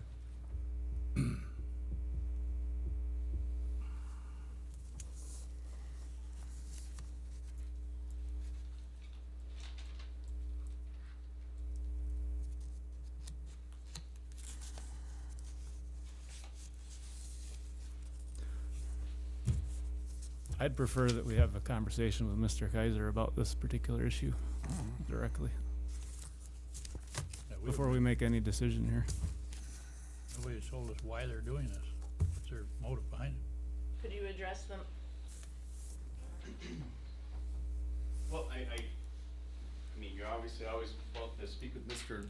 Kaiser, but I think there was an opportunity and an interest in terms of continuing to support and develop the course and the amenities available to it, that there's interest by a group of investors to, as they have with other lodging facilities out there, to participate in the ownership opportunities related to the club, but leasing them back. It creates financial wherewithal to continue course operations and the overall plan of success. And I think that probably is what led to the interest in doing this. It's by no means any intent or desire to maneuver in some manner to remove the property from the lien. That's a separate issue than obviously the kind of this land use CUP amendment issue in front of the board, but it's helpful to hear that reaction. And we'll obviously talk with our client about it. So I don't have a lot more context other than that to provide. I think it would be appropriate for the conversation to happen, because this isn't the first time that we've raised concerns about requests that are going to impact those mortgage rates, so. Yeah, You might not be familiar with that, because I assume that you were brought in probably to work specifically on this. This is the matter that I've been working on recently, yeah. So we have not always been the one engaged. Michael obviously comes in and talks to the town himself directly on a number of occasions without us available, so. So, town attorney, what should we do here? Well, I can't tell you what you should do. I can tell you how to effectuate what you're You've heard what you're I asking. think we'd like to do. You would table the matter until next month and invite Mr. Kaiser to join the attorney and Was it answer appropriate? questions if there's. I'm going out a bit beyond the plan commission at this point. Is it more appropriate for him to come speak with the town board? It depends on what your questions are. Again, as I said, you previously considered this, had some questions, and asked that it be tabled so we could get answers to certain questions. It all depends on what the concerns are, and if the concerns are related to the release of mortgage, the plan commission isn't going to see that, right? So if you're going to ask questions about that, and that's the concern, then you might recommend one way or the other to the town board, and the town board would have that conversation. If that makes sense. I mean, it's just, it really lies in what further questions you have. If the further questions are related to the release of mortgage, again, your decision here is one of a recommendation to the town board as it relates to the PUD plan amendment. If there are concerns related to that, as have been said, you can build that into your recommendation, whatever that recommendation may be. And then it goes to the board, and maybe if your questions are ones that relate to that release of mortgage and the intentions there, maybe those questions would be better at the board level. Once we approve this amendment, we're basically opening the door for the next step. for them to sell. You are making a recommendation to the board. That's all you're doing here. You're not approving any amendment. I have to tend to see this as within the purview of what the Plan Commission's responsibility is. We've been provided with everything that we've asked for, and I personally don't see any reason why we wouldn't approve this at this point. Recommend approval. Recommend approval, to be clear, to the town board. The town board can then address the concerns that are being raised, and I have no concern that everybody on that town board will be very interested in having an answer to that question. So that could be incorporated into the motion for approval? Can it really? So for example, if the concern, if there's concern here with the impact on the release of mortgage, you could make a recommendation to approve it with further conversation to be had before the town board approves it, to get clarification on the release of mortgage fees. Again, you're just, or whatever your recommendation is, if you want to provide further information to the board on things they should be investigating or asking about, you can certainly do that in a motion.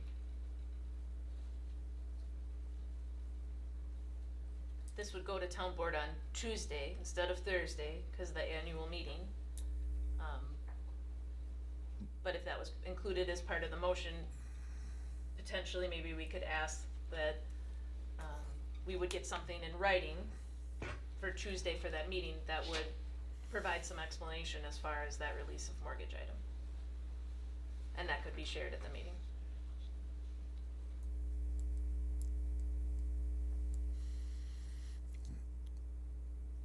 You're gonna be the only one, Dan, right? That'll be, that will have this information that will be available for the town board that night. Okay.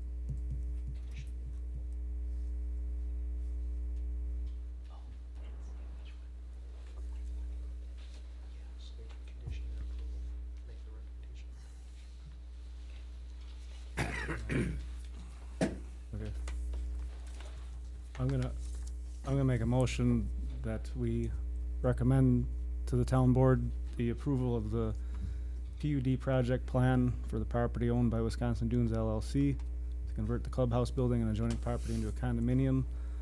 However, contingent upon further clarification from the existing ownership on the impact or intended impact or consequences related to the mortgage rights the town holds on that property.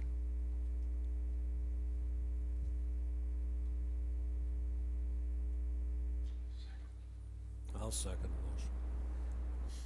Okay, motion by Dan, second by Ron, to approve or recommend to the town board, the proposed plan unit development plan amendment. Any further discussion? Hearing none, then all in favor say aye. Roll call vote, please. Okay, we'll take a roll call vote at Jerry's request. Jeff? Aye. Ron? Aye. I say yes. Dan? Aye. Larry? Aye. Oh, no. Larry, you were a no as well? No, I said aye. Oh, okay. And Jerry, you're a no? Right. Okay. Motion passes, or is approved.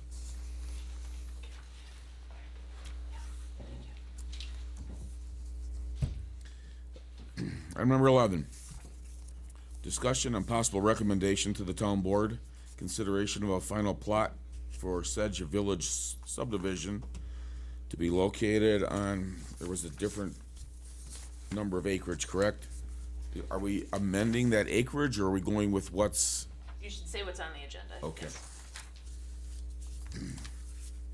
A subdivision to be located on a 287.41 acre parcel owned by Wisconsin Dunes LLC, described as section 26, town 20 north, range 5 east, town of Rome, Adams County, Wisconsin, with parcel numbers of 3327, 3328, 3330, 3331, 3332, 3333, 3340, 3334, 3335, and 3339-0010. Staff would just ask that whatever motion was made, if it was for approval, that it would indicate that that evacuation route needs to be indicated on the recorded plat and pre-approved by the fire chief.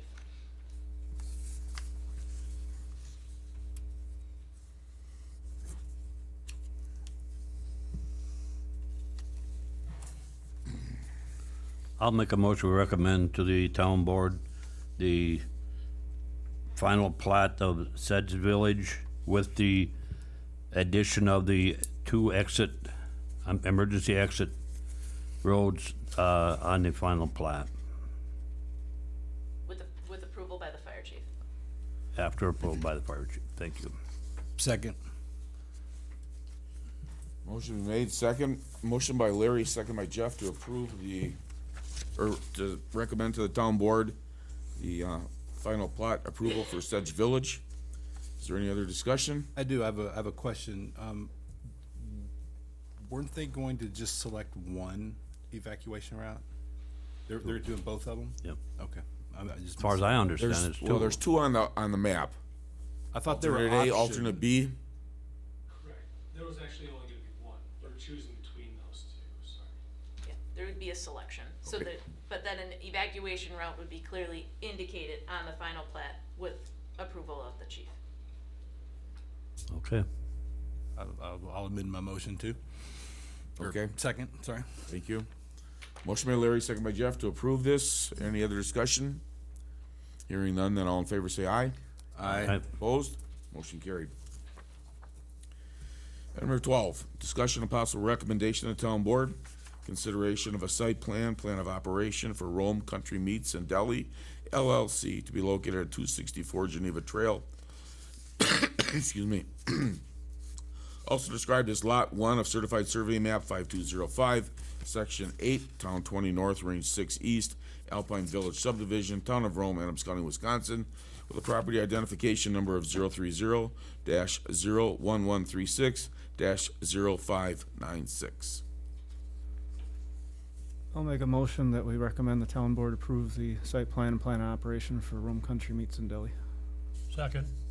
Would you include in that motion that refuge containers need to be commercially contracted and that they must be screened more than natural screening? And no outdoor fire pits except for grills?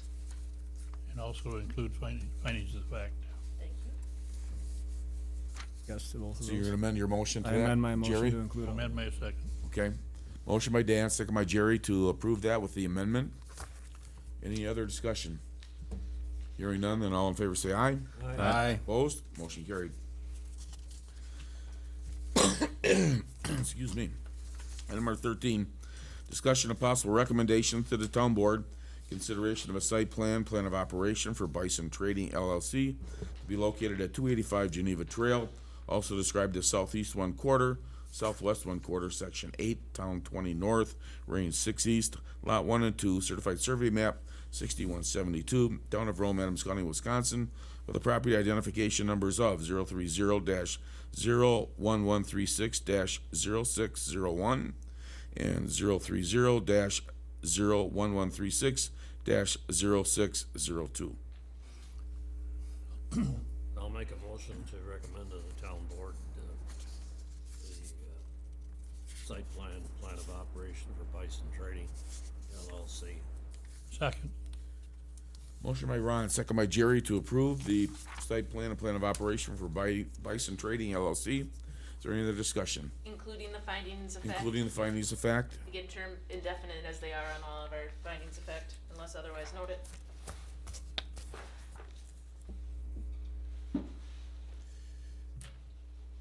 Okay. Any other discussion? Then hearing none, all in favor say aye. Aye. Opposed? Motion carried.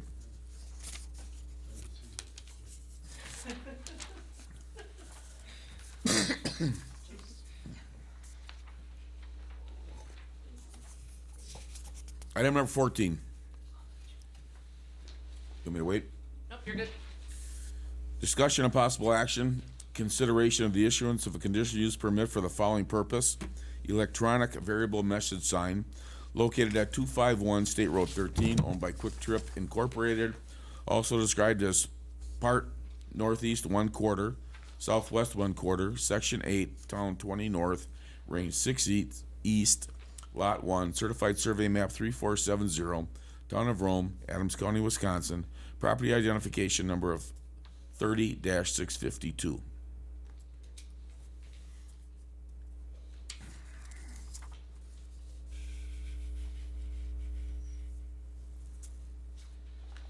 Again, include the findings of fact, please, and denote if you are making that adjustment to the height of the sign.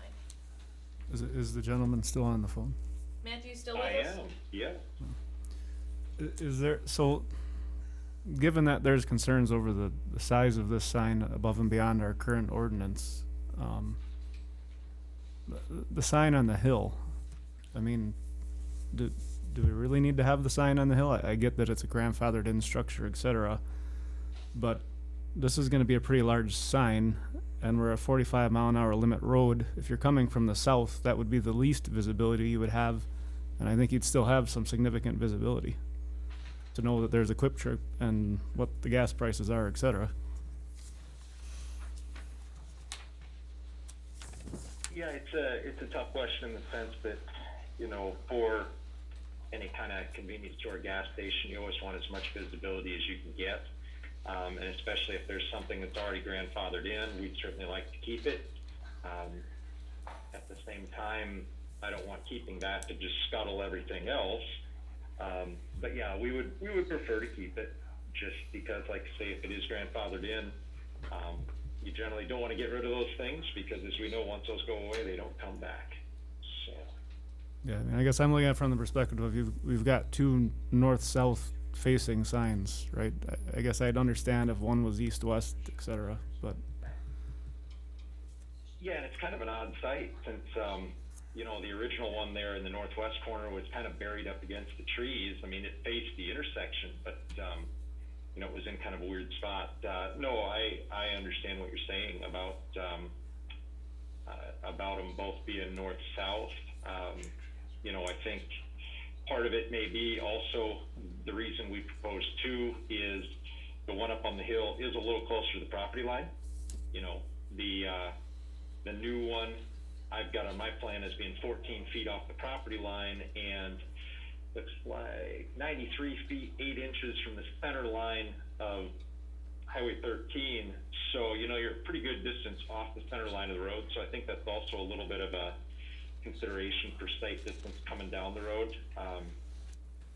Yeah, I think that's why we would like to retain the one up on the hill there as well.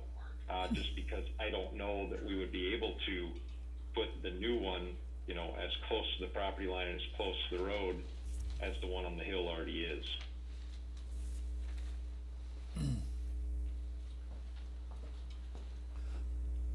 Would you consider bringing the height of the new sign down to meet the current zoning standard of 20 feet? That's something we could do, yeah. I think only thing is going to be, and let me see if I can find it here. If we get down that low, after the public hearing portion, I was going through some of the state documents, and the general standard for visibility for, you know, site triangles, we talked about that a little bit, and I'm not worried about the triangle itself, but in terms of height, I think it's like 7 feet 6 is the general standard they use vertically for trucks, you know, semi-type trucks. So if we went, you know, down to 20 feet, kept the tenant sign on there and what we have, I'm afraid we're gonna go below that. That's, I think, my main concern about going lower is, let me see if I can find one. I found one from another site here. Let me look if I can find it quickly, and I realize you can't see it. I apologize. I'm looking at a sign we did in St. Croix Falls, and it is 20 feet high, but the problem is that clearance from the bottom, and this one doesn't even have a tenant sign on it, is only 5'5". So we add that tenant sign 2 foot, and all of a sudden, you know, we're barely you know, even a guy in a pickup truck at that point is gonna have his vision obscured. So that's where, you know, even if it was something where, could we compromise 25 feet or something like that, where it's not quite as tall, but we would still be able to have enough of that vision clearance that, you know, for trucks and cars, I think would be okay. That would be my preference. I feel like that'd be a little bit safer, but again, it is your prerogative to decide what you'd like. Would you be willing to remove the grandfathered sign from the plan if we were to allow the 28-foot height? I'm just thinking from a visual standpoint, aesthetics, this falls within what we refer to as our gateway corridor. That's a lot of illuminated signage all on one property that's on the highway, and I don't know that Sure, the town no, would I appreciate understand that. Yeah. I just really think we don't want to lose that non-conforming sign, because like I say, once it goes away, there's no putting it back. And I realize it is visible, but of course you understand for a business like this, visibility is what you want. So Well, everybody will know you're here. Yeah, I know. get rid of it. Yeah, I'm sorry. I apologize, but I'm a little loath to get rid of it, even though I certainly understand what you're saying, definitely.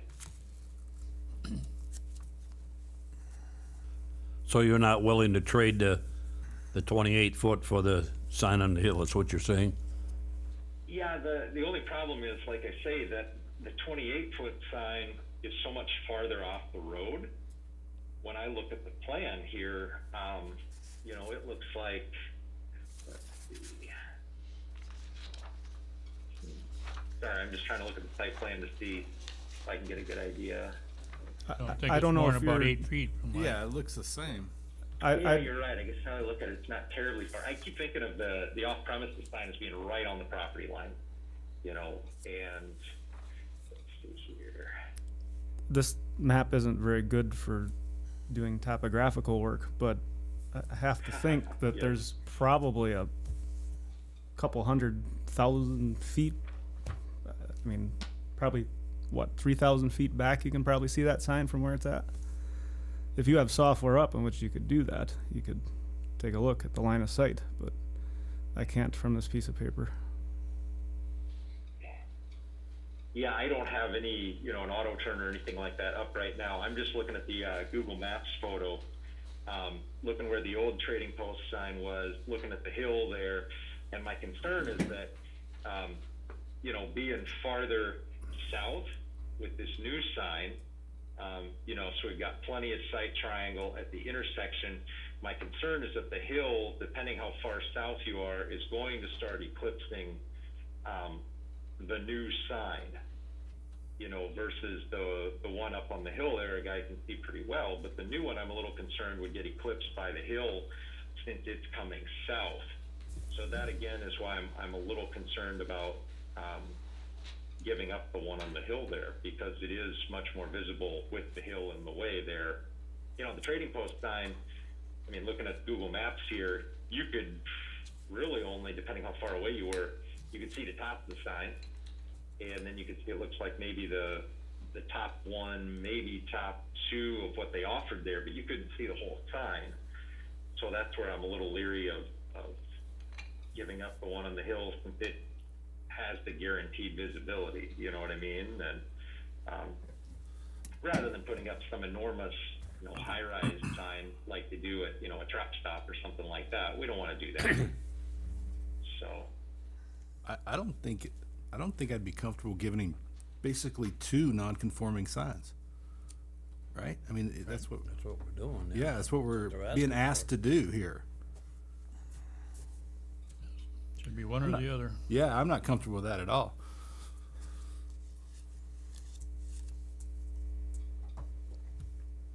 I think we've laid out the options. I do. I would offer a third, which I don't know, well, if it's a good option or not, but just, if the concern is that traffic heading north because of the hill structure that's there, obviously the Rome Town Center sign has multi-tenant sign. If we would provide a Quick Trip sign in that multi-tenant sign, like Quick Trip ahead, And we would be happy to display it in there if that was the concern about that traffic coming north in order to have that additional signage. I understand that's not the height of the sign that's currently there, and it would have the price ticker, but I throw it out as another option. Yeah, I think the hard thing is then it becomes an off-premises sign, and that has its own kind of ball of wax in terms of rules and that sort of thing. Otherwise, from a site perspective, yeah, I really appreciate that.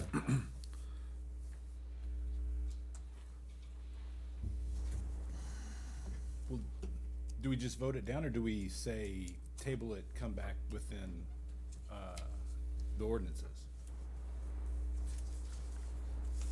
I would recommend we table it and have them go back into the drawing board and see what they, I mean, we've given them the options, either 20-foot new sign and keep the hill, one on the hill, or get rid of the hill and allow 28. Yeah. You know, the comment was made earlier, if we do this with them, where do we stop? And that's always what we have to look for, so. That's fair. And that's the reason we have ordinances, right? So we follow it, conformity, yes. I mean, we're happy to see them coming in, but we gotta continue to live with our area the way we want it, so. That's reasonable, folks. I was a public sector planner for over a decade. I was a planning director in a small town, so I have been in your shoes. I don't take offense to anything you've said. Yeah.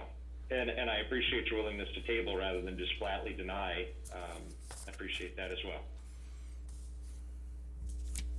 I'll make a motion that we table this, for the owners to reconsider their proposal. Second.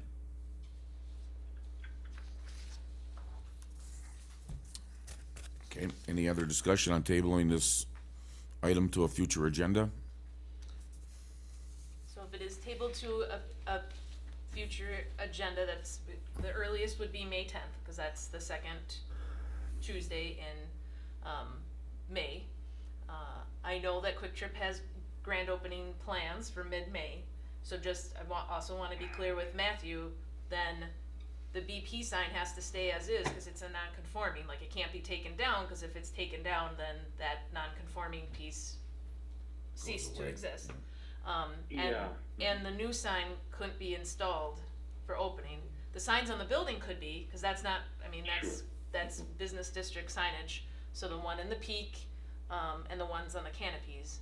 And they have a sign permit for those and have paid for those, but these signs would not be up for the opening.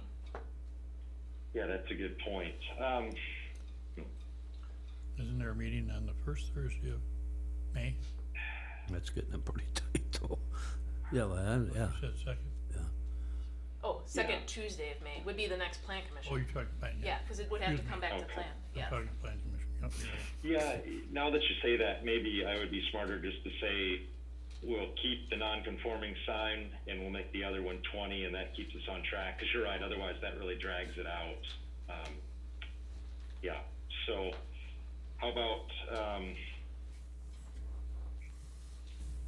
yeah, I guess we'll make the new one 20, and we'll keep the non-conforming one and swap it out as we've talked about, and yeah, that'll keep us on track. And I appreciate you mentioning that, because otherwise, yeah, I'd get a little tight there, and I don't want to do that to our sign company either, so.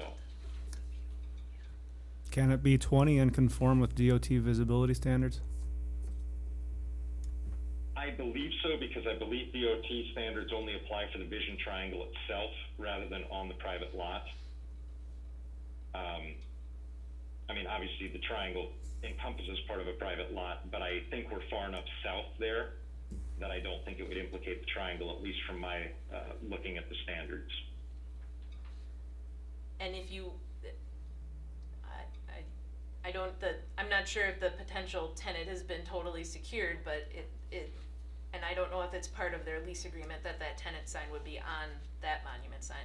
There certainly would be a signage on the building that would indicate that's a separate tenant, but that would be another, if that tenant sign could be, if any of the signage could be shrunk up slightly, so you would still have that visibility. Sure. No, that makes sense as well, and I don't have all the details on the tenants and if that's a solidly secured tenant or if they're still in the negotiations. I don't have that info. So how would we approve this if, I mean, what he's provided is not what we're now talking about voting on? So likely approval would be contingent on Quick Trip providing within a certain time frame a plan back for this sign that would reflect 20 foot in height. Or just be within our ordinances, Yes, right? which would be taking it down in that height to the 20 foot in height. And if you would be comfortable with staff review to confirm that it would be 20 foot, you would just put that would have to be received by town hall or by the town administrator or the zoning administrator in a certain time frame. Given that 20 foot height, I don't know that it would take La Crosse Signs long to redo that sign and send us an updated plan, an updated rendering of it. And of course, as part of the approval, you're approving the ability to have the conditional use permit for the electronic message center as well. Yes. Mhm. Okay, there was a motion on the floor to table this. Do you want to amend the motion then? Or what's your pleasure? I'll amend the motion to, approve the conditional use permit for the electronic sign to be no more than 20 feet high with a revised site or a sign plan to come back for approval by the town zoning administrator. And, yeah, the other sign was not part of the No. action, so, okay. It would still have that non-conforming sign. Right. If it ever gets taken down in totality, it's taken down, but.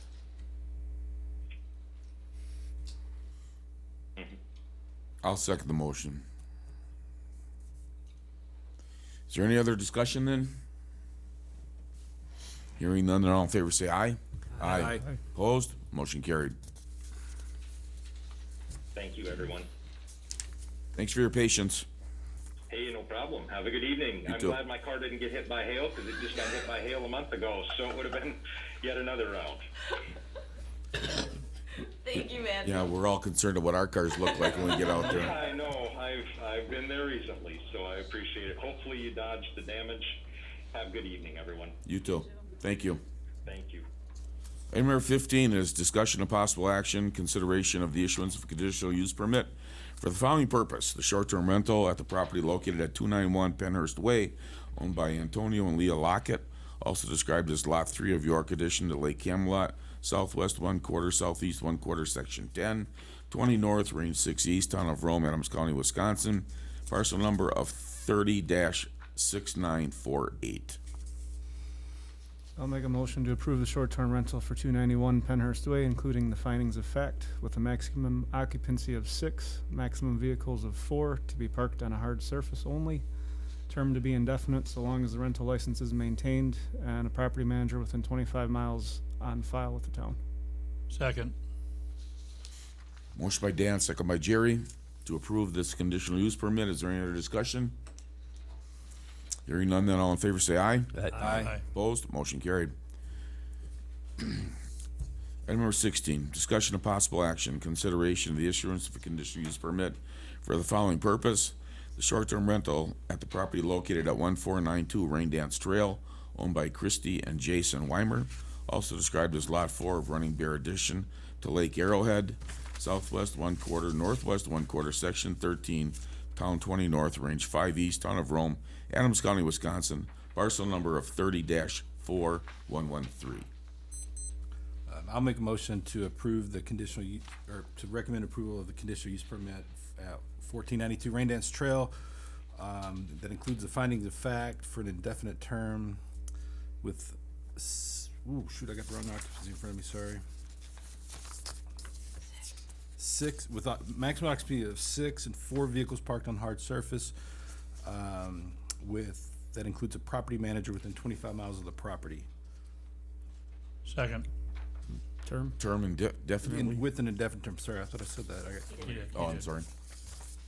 I'm sorry, I didn't get the second. Who was it? Jerry. Jerry? Motion by Jeff, second by Jerry to approve the conditional use permit for short-term rental at 1492 Rain Dance Trail. Is there any other discussion? Hearing none, all in favor say aye.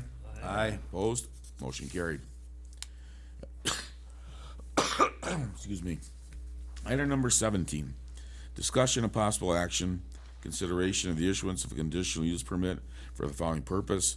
The short-term rental at the property located at 926 Alston Court, owned by Amy Maryann Davidson, also described as Lot 46 of Chatham addition to Lake Camelot, northwest 1/4, southeast 1/4, section 15, town 20 north, range 6 east, town of Rome, Adams County, Wisconsin, parcel number of 30-5078. I'll make a motion to approve, or to recommend approval of the conditional use permit for the property at 926 Alston Court. It includes the findings of fact with the maximum occupancy of 6 and 3 vehicles parked on a hard surface for an indefinite term, and to include a property manager within 25 miles. Second. Motion by Jeff, second by Jerry to approve the conditional use permit at 926 Alston Court for short-term rental. Is there any other discussion? Hearing none, all in favor say aye. Aye. Opposed? Motion carried. Item number 18. Excuse me again. Discussion of possible action, consideration of the issuance of a conditional use permit for the following purpose. The short-term rental at the property located at 487 Duffers Trail, owned by Kevin and Laura Dick, also described as Lot 35 of Arrowhead Green addition to Lake Arrowhead, southeast 1/4, southwest 1/4, section 20, town 20 north, range 6 east, town of Rome, Adams County, Wisconsin, parcel number of 30-2725.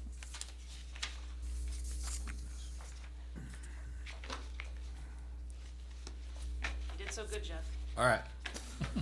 I'll make a motion to recommend approval of the conditional use permit for the property at 487 Duffers Trail. That includes a finding of fact, maximum occupancy of 9 with 5 vehicles that must be parked on a hard surface for an indefinite term, and to include a property manager within 25 miles. Second. Motion by Jeff, second by Jerry to approve the conditional use permit for 487 Duffers Trail. Is there any other discussion? Hearing none, all in favor say aye. Aye. Opposed? Motion carried. Jamie, I'll let you do your paperwork, I'm good. okay? I'm good. You guys don't go before I get all your signatures to it then. Item number 19 is discussion of possible referral to future agenda. Review potential draft language for zoning district requirements regarding allowed number of accessory structures and lot coverage by buildings. I would suggest, are you gonna deal with this, or do we suggest that this gets moved to the next agenda so that Nick is here? Whichever you would prefer. We're actually doing good. I thought we'd be at 3 hours by now, so. I would prefer Nick. He leads that stuff pretty well. That's fine with me too. That's fine. Any other objections to moving it to the next month's No agenda? objection. There was draft language included, just if you would review the draft language before the next meeting, that would be great. Language looks good, but you can wait. All right, the dates and items for future agenda meetings. We have the You'll have 4 new short-term rentals, accessory structure, accessory structure language, 2 comp plan and zoning changes that have already been noticed, which is why the meeting has to stay on May 10th. That's what we have right now. Oh, and at least 2 more site plans of operations, so it'll be a long meeting. it'll be another long one. What about my canopies? Oh, yes, and canopies, thank you for the All reminder. right. All right, then, does anybody else have any agenda items they wanna see on the May agenda? We should ask that first. Please no. All right, then item number 21 is the next date and time, May 10th, 4:00 PM. Is there a motion to adjourn? I'll make a motion, we adjourn. Second. Motion by Larry, second by Jerry to adjourn. Any other discussion? Hearing none, all in favor say aye. Aye. Opposed, motion carried. Be adjourned at 6:05 PM. Thank you.